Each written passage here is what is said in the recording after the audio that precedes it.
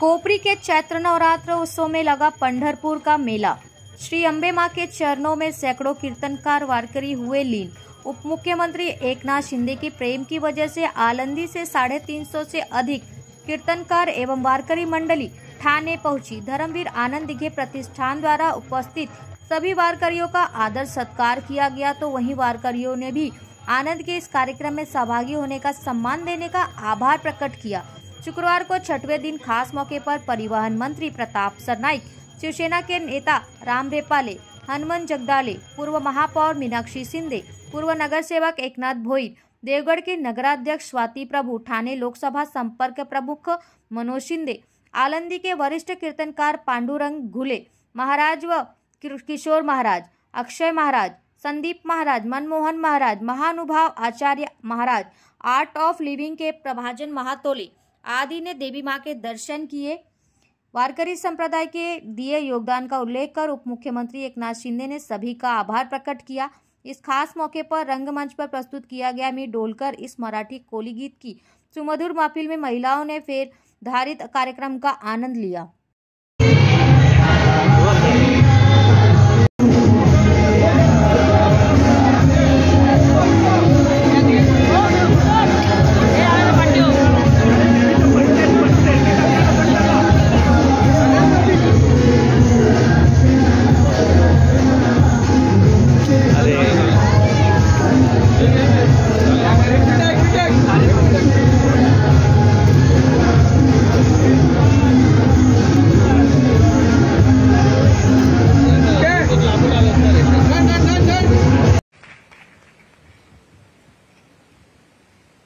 छत्रपति शिवाजी महाराज की, धर्मवीर संभाजी महाराज की जय भवानी।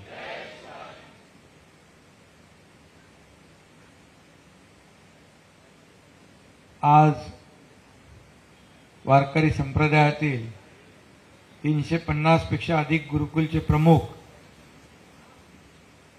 आणि आपले किशोर महाराज, महानुभाव संप्रदायाचे आचार्य, वास्कर फडाचे राणा महाराज, ज्येष्ठ कीर्तनकार पांडुरंग घुले महाराज, आर्ट ऑफ लिव्हिंगचे प्रभंजन महातोले, वैदिक परंपरेचे सदाशिव गुरुजी, संदीप महाराज, बाळासाहेब महाराज,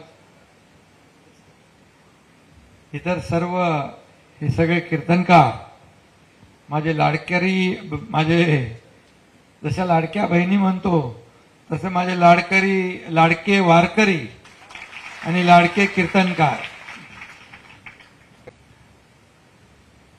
अक्षय महाराज पण आहे। खरं म्हणजे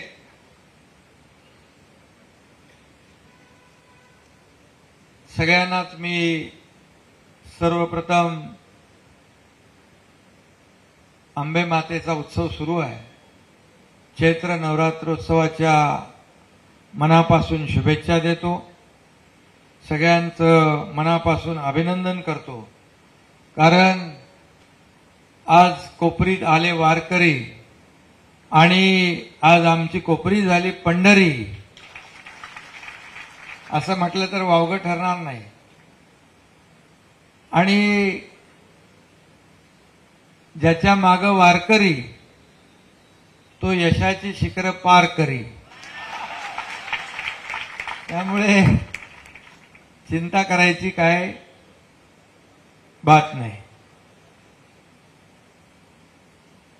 आज आपण एवढ्या मोठ्या संख्येने इथं आलात आणि या नवरात्रोत्सव उत्सवाची, या अंबे मातेच्या कार्यक्रमाची शोभा वाढवली, त्याबद्दल मी मनापासून आपल्याला धन्यवाद देतो, आपले आभार मानतो। खरं म्हणजे मगाशी सांगितलं की एक एक कीर्तनकार 10,000 20,000 हजार लोकांना मार्गदर्शन करत असतात। आम्ही आता नुकत्याच झालेल्या विधानसभेच्या निवडणुकीमध्ये पाहिलं, आपला प्रभाव पाहिला, आपली ताकद पाहिली, वारकरी संप्रदायाची शक्ती पाहिली आणि मी मुख्यमंत्री म्हणून पंढरपूरला गेलो नव्हतो, मी वारकरी म्हणून गेलो होतो. आणि मग आळंदी असो, देव असो, आणखी सासवड आहे, मुक्ताईनगर, सगळीकडे एक मला माहिती आहे, मला जाणीव आहे की राजकीय अधिष्ठानापेक्षा धार्मिक आणि आध्यात्मिक अधिष्ठान केव्हाही वर आहे. त्याची जागा राजकीय अधिष्ठानापेक्षा उंच आहे. आणि म्हणून आपण समाज प्रबोधनाचं काम करता, कीर्तनाच्या माध्यमातून, अखंड हरिनाम सप्ताहाच्या माध्यमातून. मला आठवतं धर्मवीर आनंद दिघे साहेबांचं नाव आपण घेतलं. दिघे साहेबांच्या सोबत आम्ही सप्त्याला जायचो. दिघे साहेब सांगायचे, या धकाधकीच्या आयुष्यामध्ये थोडा का होईना एक पांडुरंगाचं नामस्मरण करण्यासाठी सगळे लोक एकत्र येतात आणि कीर्तनकार आपला वेळ काढून अखंड हरिनाम सप्ताहाच्या माध्यमातून समाजाला दिशा देण्याचं काम करतात.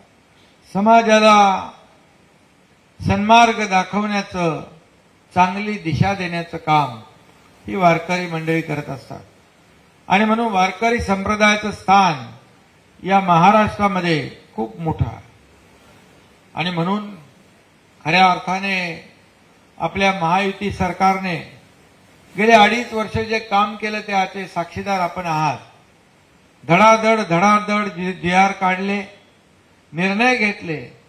फक्त निर्णय कागदावर नाही, त्याची अंमलबजावणी केली आणि त्याचे साक्षीदार पण तुम्ही आहात. मी त्याबाबत काय केलं ते सांगत नाही, आपल्या सगळ्यांना माहीत आहे. मगाशी अक्षय महाराज आणि मगाशी आपल्या अगोदरचे मनमोहन महाराजांनी देखील सांगितलं. त्यामुळे मी केलेलं कधी सांगत नसतो, दिलेलं या हाताचं त्याला कळू देत नसतो. ही माझी पहिल्यापासूनची भूमिका आणि भावना.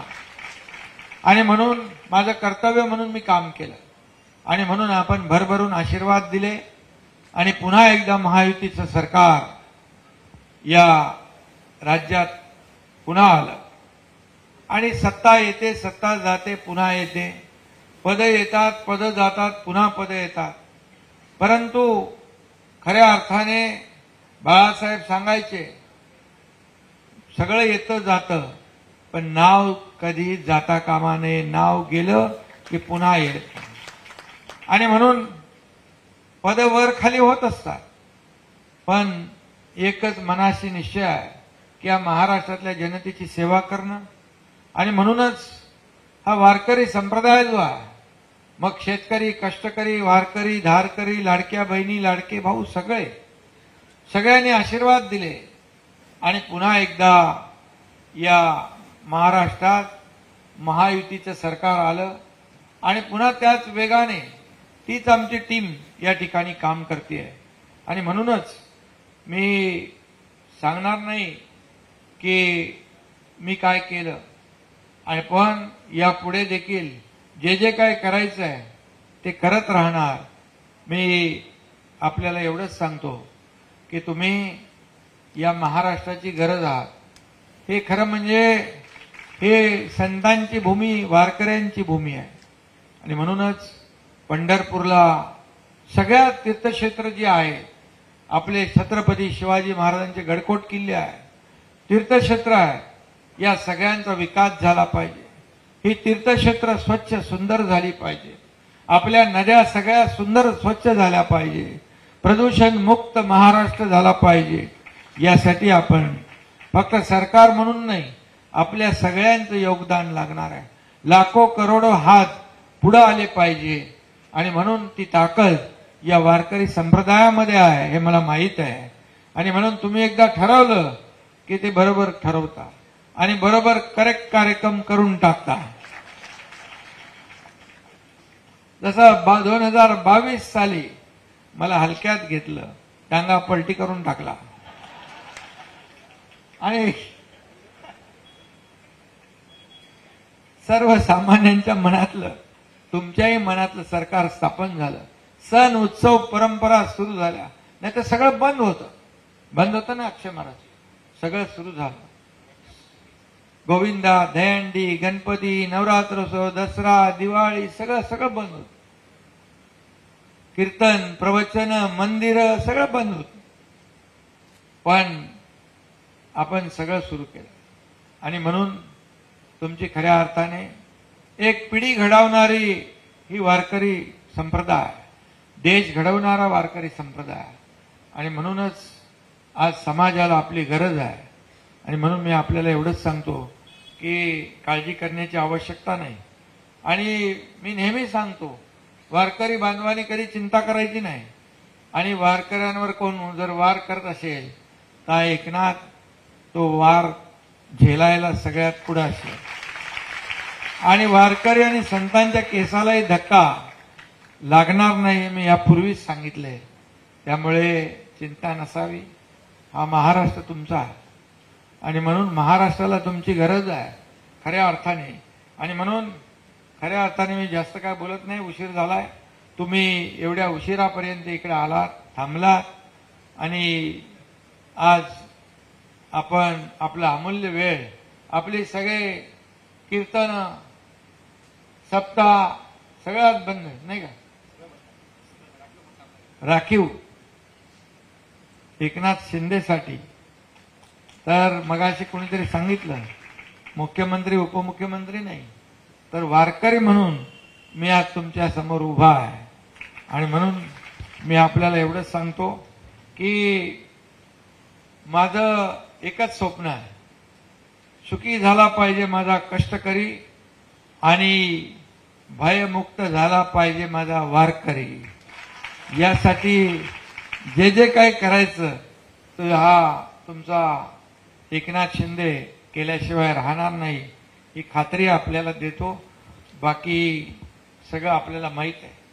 आणि म्हणून मी जेव्हा मुख्यमंत्री होतो तेव्हा लोक म्हणायचे चीफ मिनिस्टर, मी म्हणायचो सीएम म्हणजे कॉमन मॅन. आता आपले देवेंद्रजी मुख्यमंत्री आहेत, मी डीसीएम आहे. आता मी सांगतो डीसीएम म्हणजे डेडिकेटेड टू कॉमन मॅन. सर्वसामान्य माणसाला समर्पित काम, हेच आपलं ध्येय आहे. सर्वसामान्य माणसाची नाळ जी आहे ही तुटता कामा नये. आपण जमिनीवरचे कार्यकर्ते आहोत, आपण काम करणारे कार्यकर्ते आहोत. आणि म्हणून तुमचं मार्गदर्शन जे आहे हे हजारो लाखो लोक घेत आहेत. आणि म्हणून तुम्ही जेव्हाही कधी हाक माराल तेव्हा एकनाथ शिंदे आपल्या हाकेला धावून आल्याशिवाय राहणार नाही. धन्यवाद. जय हिंद, जय महाराष्ट्र, रामकृष्ण हरी.